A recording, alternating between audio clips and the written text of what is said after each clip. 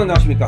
강신업 TV는 여러분들께 더 산삼을 선보이고 있습니다. 체내의 대사, 면역, 혈관 기능에 좋아한 건강수명의 핵심은 항상성입니다. 야생사냥 산삼을 과학으로 표준한 프리미엄 브랜드 더 산삼. 더 산삼은요 HLDM 공법으로 추출을 해서 산삼의 핵심 유효 성분인 진세노사이드, RB2, RE, RG3를 정확히 규격화, 정량했습니다.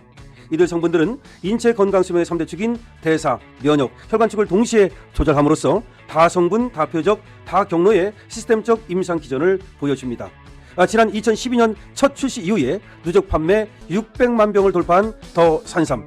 앰플 한 병에 함유된 진세노사이드 RB2, RE, RG3 함량 14.0mg은 체내 항상성 회복의 과학이 그대로 담겨 있습니다. 이 영상 고정 댓글 여기 가면은 여러분들이 링크를 눌러서 여러분들이 구입할 수 있는 경로로 들어갈 수 있고요. 거기 칼럼도 있고 여러분께서 꼼꼼히 확인해 보시고 더 산삼 이용해 주시기 바랍니다. 생애 전주기 건강수명의 핵심 축 항상성 회복을 경험해 보시기 바랍니다.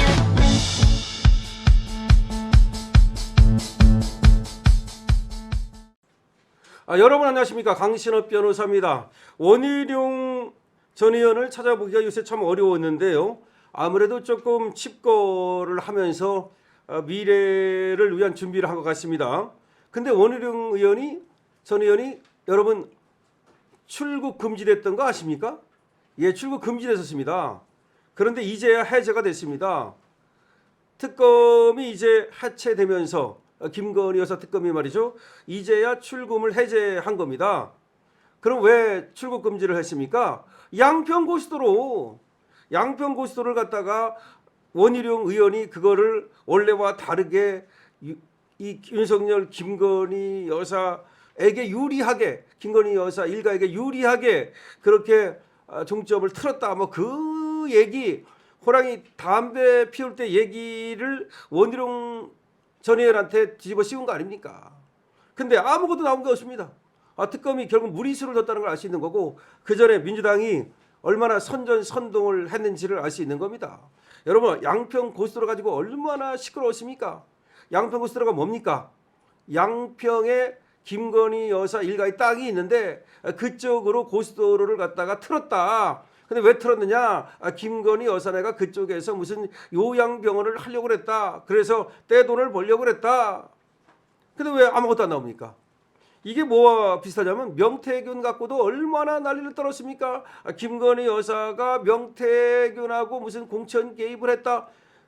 없습니다. 명태균하고 공천 개입했다는 거 하나도 지금 뭐 밝혀내질 못했어요. 그리고 이 양평고속도로 이거 가지고 얼마나 선전선동을 하고 김건희 여사 죽이기를 했습니까? 거기다가 원희룡도 역시 또 윤석열 대통령하고 짬짬이를 해가지고서 김건희 여사 일가에게 어떤 부당한 이익을 주려고 했다. 그렇게 몰이를 한 겁니다. 그러나 지금 민중기의 이 특검, 이 조사 결과 나온 것은 아무것도 없다. 그러니까 이제 출국 금지를 이제 와서 해제를 했다. 참 이게 특검입니다.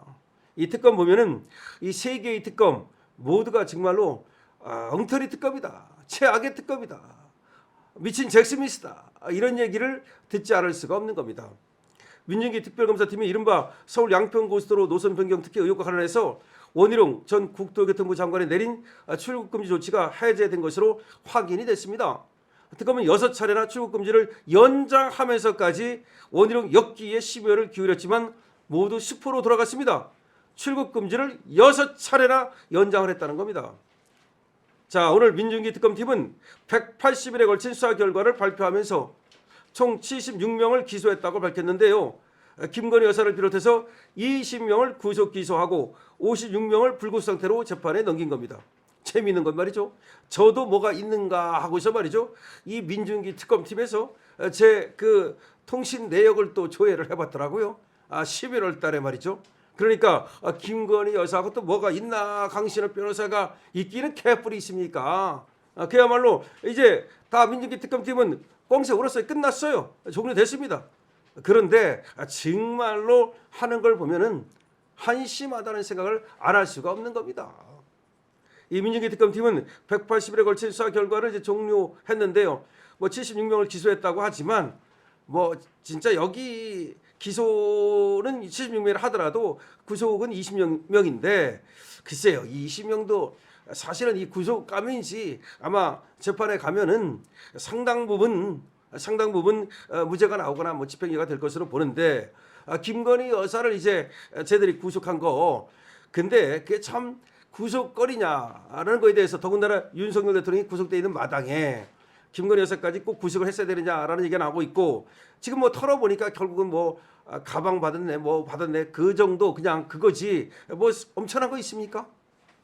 오히려 민중기 특검팀은 말이죠, 특검 중 가장 많은 인원을 재판정에 보냈다고 자랑을 합니다. 수치만 보면 성공적인 특검으로 보입니다.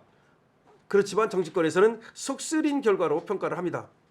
특검이 지난 6월 25일 원 전 장관에 대한 첫 출국 금지 조치를 한 뒤 지난 28일까지 6차례에 걸쳐 출국 금지를 연장해 왔지만 단 한 차례도 원 전 장관을 소환조차 못했습니다.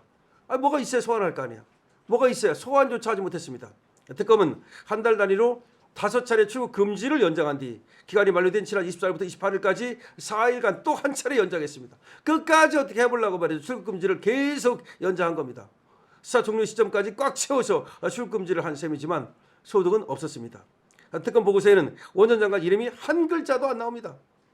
특검은 당초 서울 양평고속도로 노선 변경 의혹에 대대적인 수사 인력을 투입했습니다. 서울 양평고속도로 여기 뭐 있다, 여기에 수사 인력을 대대적으로 투입했습니다.